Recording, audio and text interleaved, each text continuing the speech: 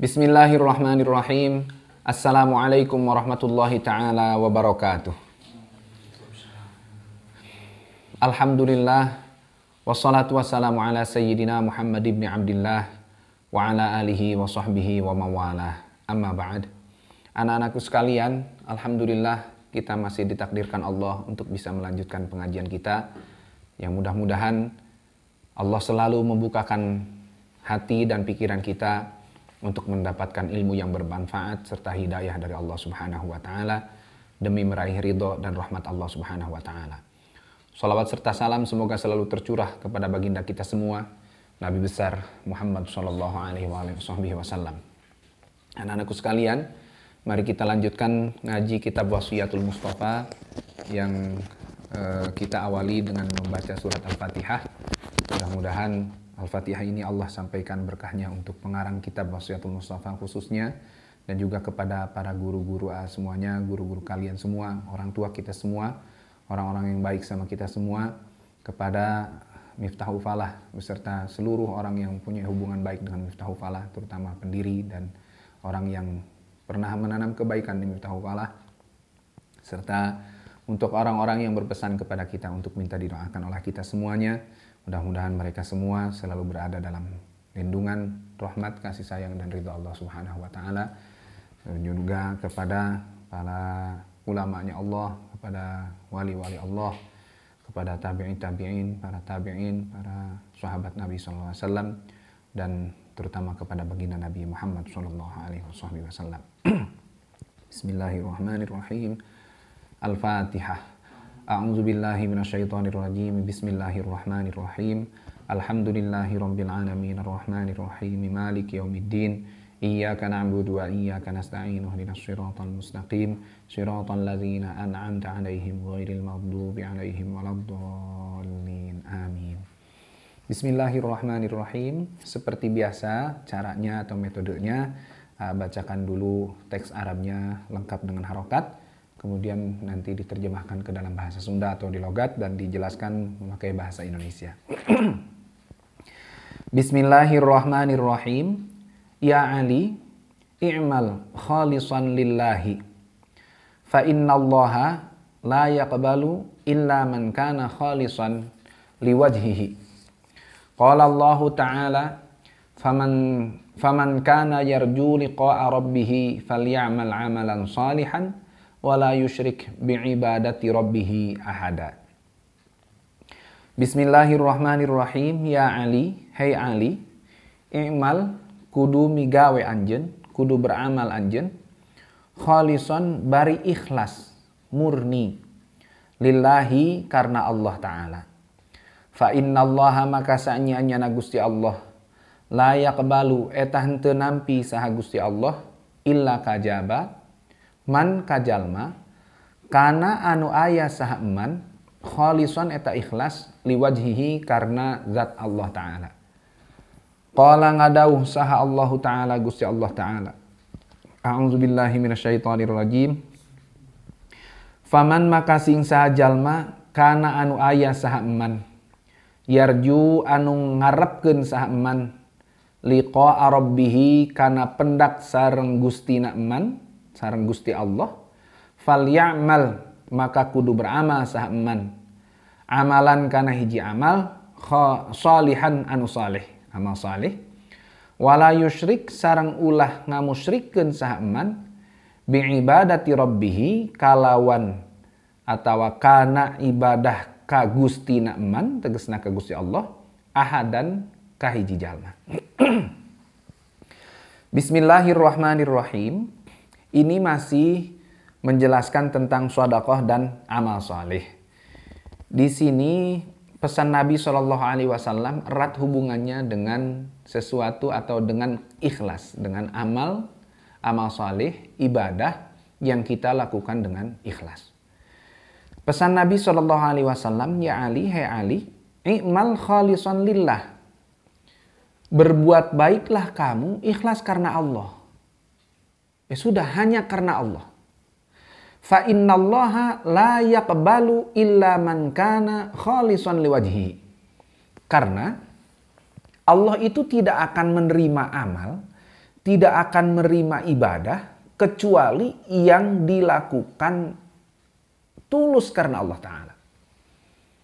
Tidak tercampur karena pingin dipuji orang, tidak tercampur karena pingin dikasih kebaikan sama orang lain.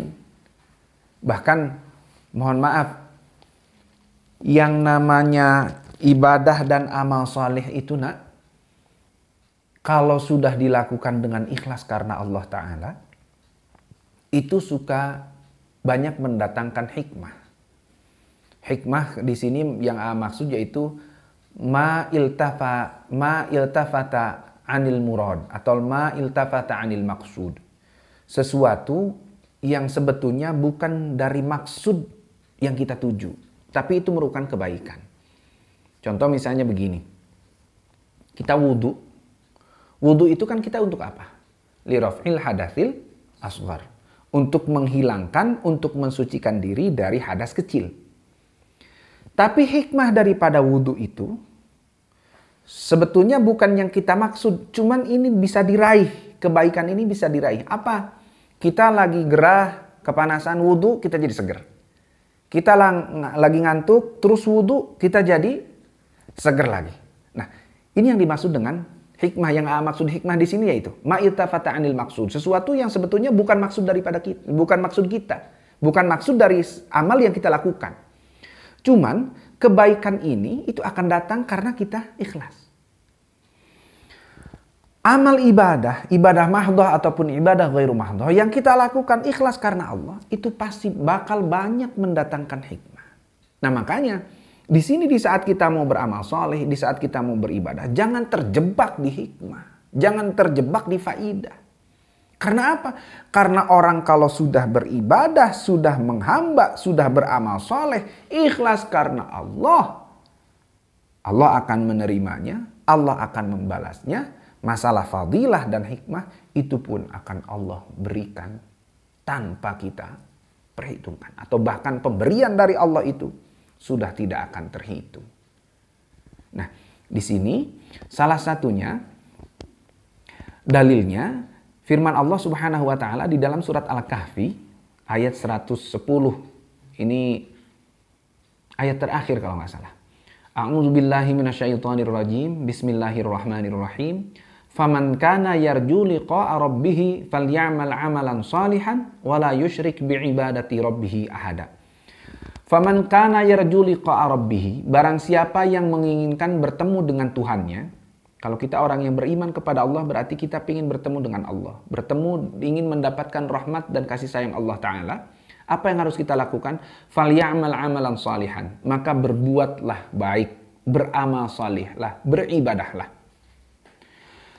Di saat kita beribadah dan beramal soleh ini, wala yusyrik bi'ibadati rabbih ahada. Dan jangan kita berani-berani mencampur adukkan amal soleh dan ibadah kita ini kepada selain Allah.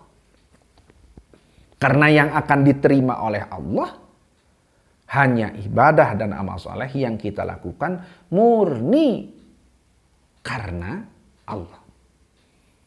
Oleh karenanya syarat diterimanya ibadah itu kan al-ilmu qabla bad'ihi, an-niyatu fi ibtidaihi, was-sabru fi athnaihi, wal ikhlasu fi intihaihi atau di akhirnya.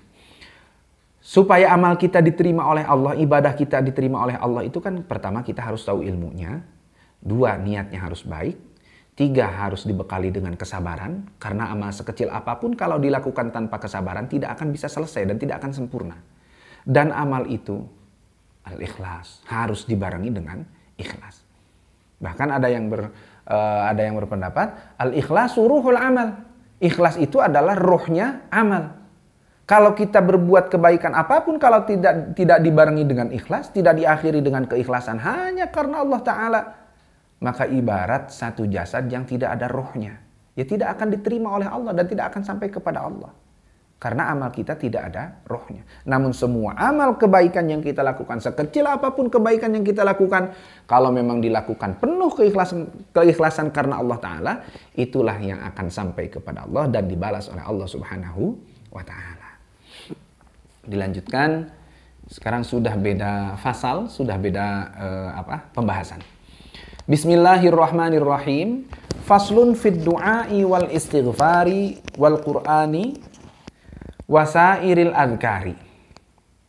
Faslun ari ieu teh hiji fasal fid du'ai dina nerangkeun doa, ngadua, wal istighfari sareng istighfar, wal qur'ani sareng Al-Qur'an, wasairil adhkari sareng sasesana pirang-pirang zikir.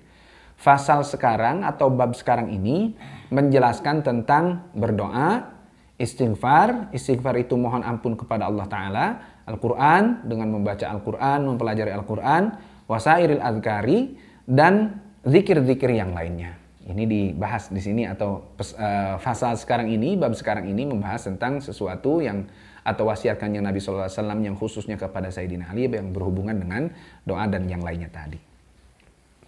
Qala alaihi salatu wassalam, ya Aliyu, alaika bid-du'ai bainal adhani wal iqamati fa innahu la yuraddu.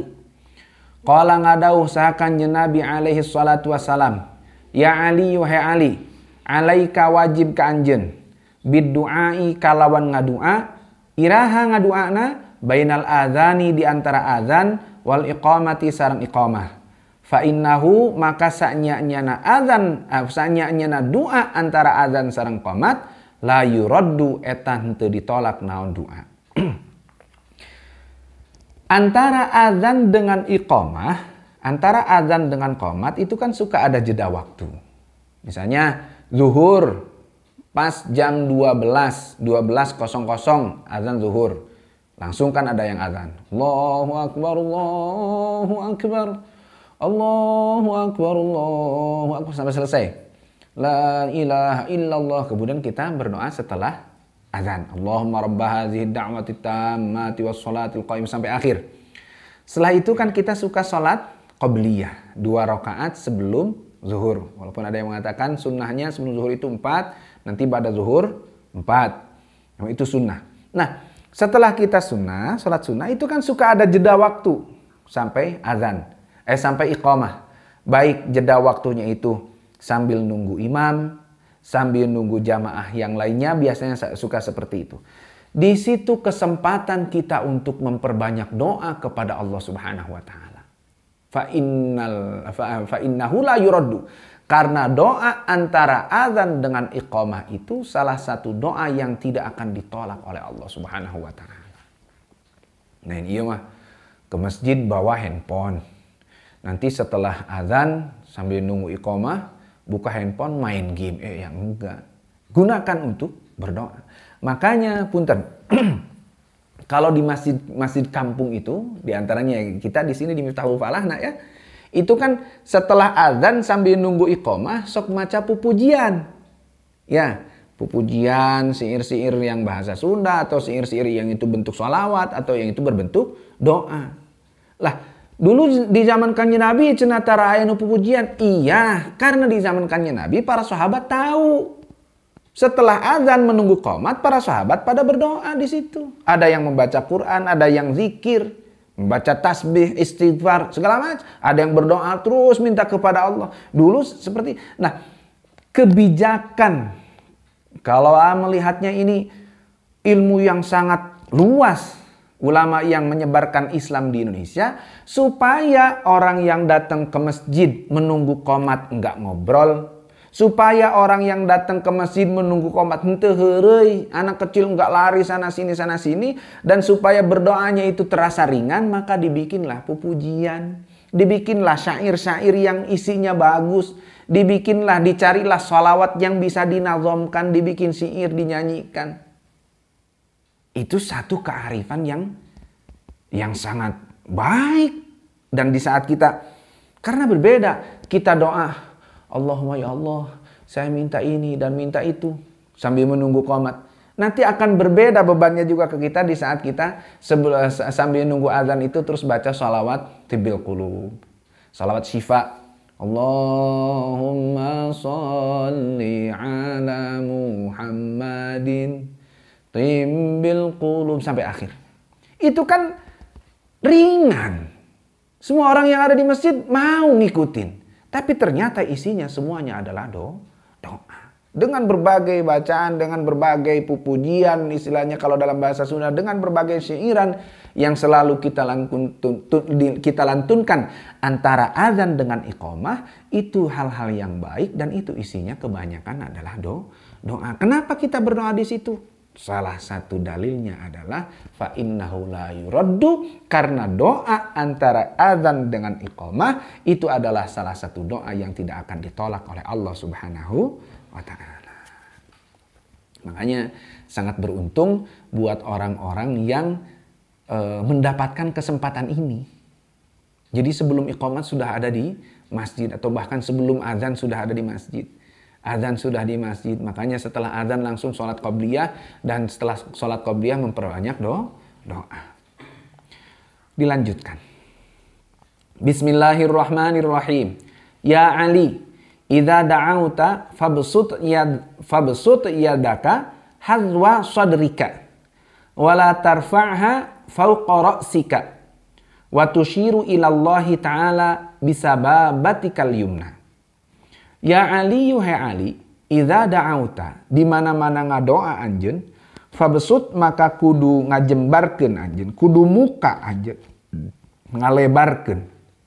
Yadaka kana panangan anjeun, hazwa sadrika dina salempeng dada anjeun. Wala tarfa sareng ulah ngangkat anjeun ha kana yadaka fauqa ra'sika dina saluhureun mastaka anjeun.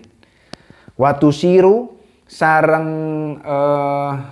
nunjuk anjeun ilallahi ta'ala ka Gusti Allah ta'ala bisababati kalyumna kalawan curug anjeun anu katuhu. Nah, pesan Nabi SAW kepada Sayyidina Ali di sini yaitu tentang tata cara kita berdoa. Ya Ali, he Ali, idza da'auta fabsut yadaka hadwa sodrika. Ali, kalau kamu berdoa, maka bukalah tanganmu, lebarkanlah tanganmu, itu lurus dengan dada kamu. Jadi begini, wala tarfa'ha fawqa ra'sika. Jadi kalau berdoa itu, pesan Kanjeng Nabi di sini, ya berdoa itu di sini.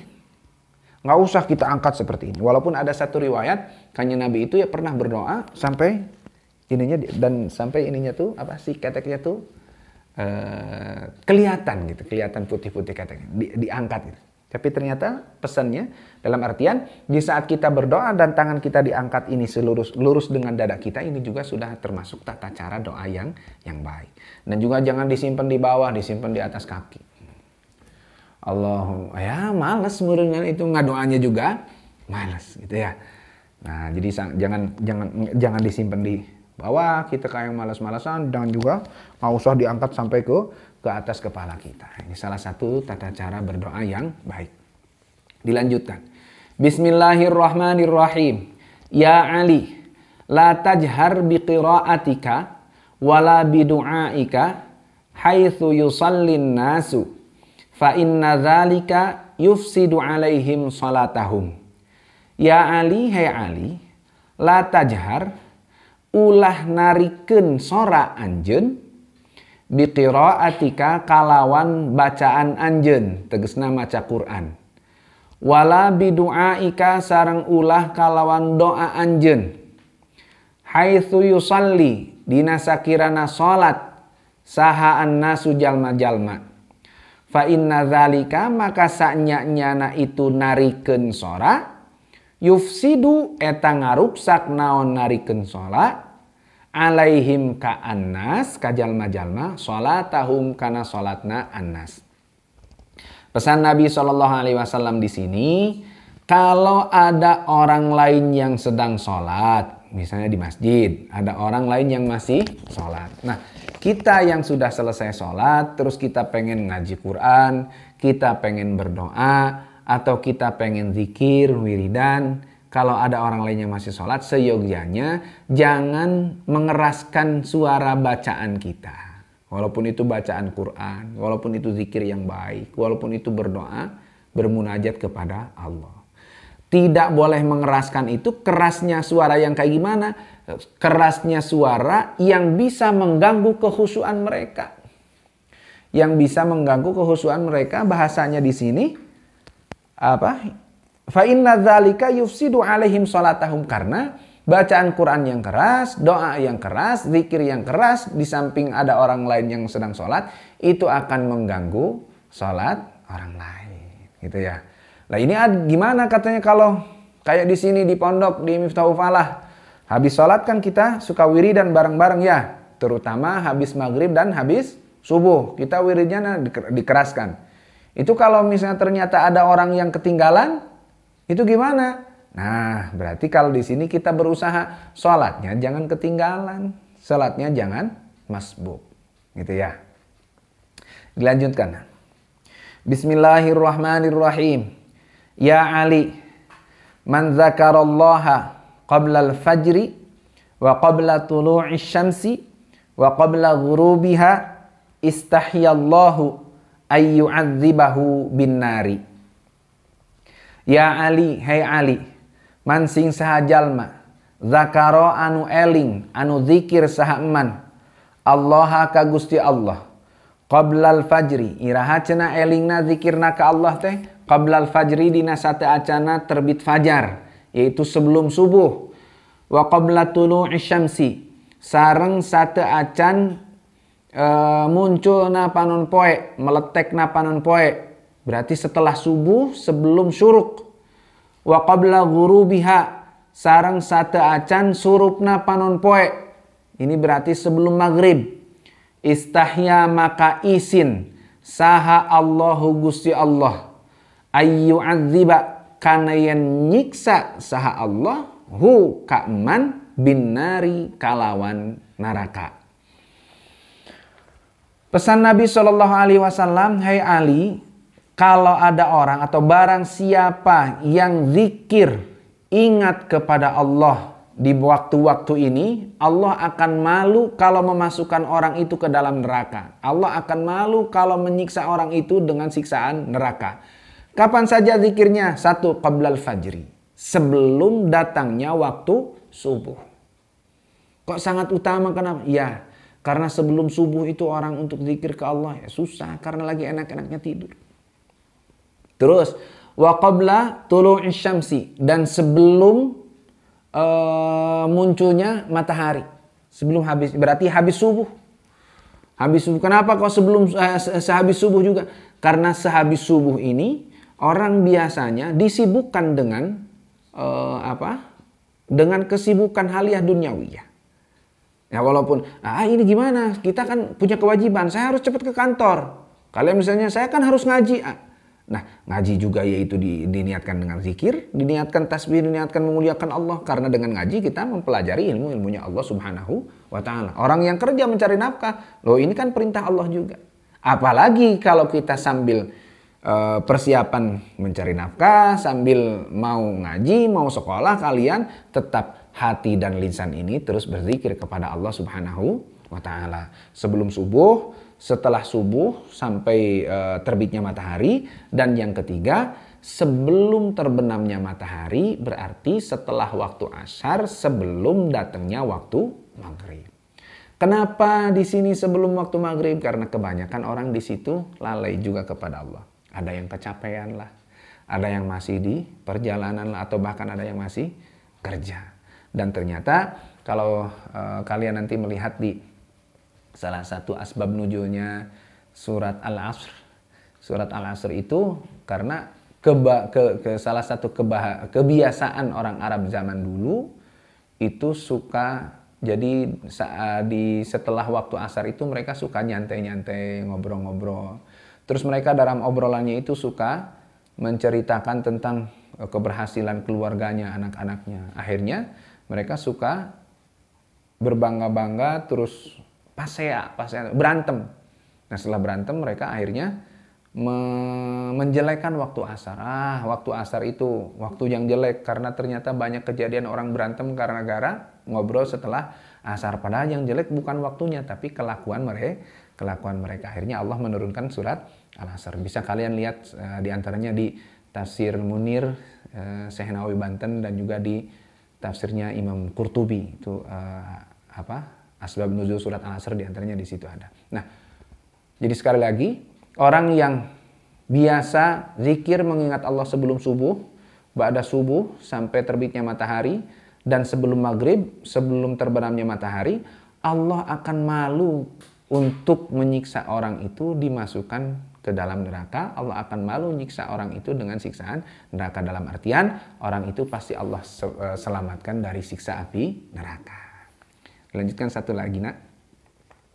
Ya Ali, idza shallaita faq'ud makanaka hatta tatlu'a asy-syamsu fa innallaha yaktubu liman yajlisu makanahu hajjatan wa umratan au itqa raqabatin au sadaqata alfi dinarin fi sabilillah. Ya Ali, yuhai Ali, idza shallaita di mana-mana salat anjeun, faq'ud maka kudu diuk anjeun, makanaka kana tempat anjeun, hatta tatnu'a sehingga muncul, sehingga meletek naon asyamsu panon poe. Fa innallaha maka saenya Gusti Allah yaktubu eta nyerat saha Gusti Allah liman pikeun jalma yajlisu anu calik saha eman makanahu kana tempat diukna eman hajjatan kana pahala haji wa umratan sareng umroh au itqa raqabatin atawa pahala ngabebaskeun budak sahaya au sadaqata alfi dinarin atau sedekah 1000 dinar fi sabilillahi di jalan Allah. Di sini pesan Nabi SAW yaitu setelah kita sholat subuh diusahakan, kalau kanjeng Nabi langsung ke Sayyidina Ali itu, kamu harus duduk setelah sholat subuh, duduk di tempat sholatmu itu sampai munculnya matahari. Duduknya dipakai apa? Ya dipakai zikir, dipakai berdoa gitu ya. Karena apa?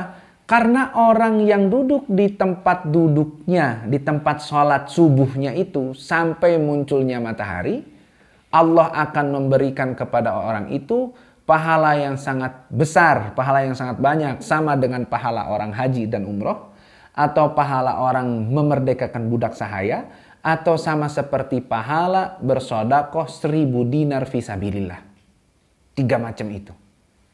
Nah, ini sekarang kita santri. Santri gimana? Kan santri nggak bisa setelah subuh terus kita duduk terus sampai muncul matahari, malah kita harus ngaji, ada jadwal ngaji pada subuh.